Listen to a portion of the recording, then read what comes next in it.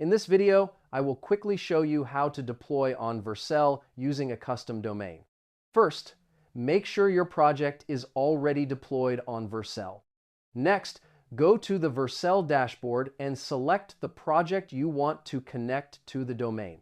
Then open the Settings tab and find the Domains option. Click Add Domain and enter your custom domain name.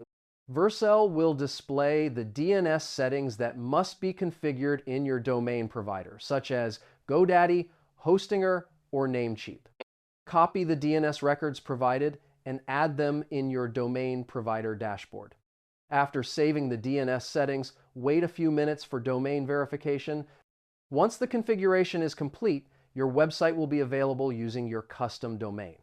Whenever you update your project, Vercel will automatically update the site on your domain.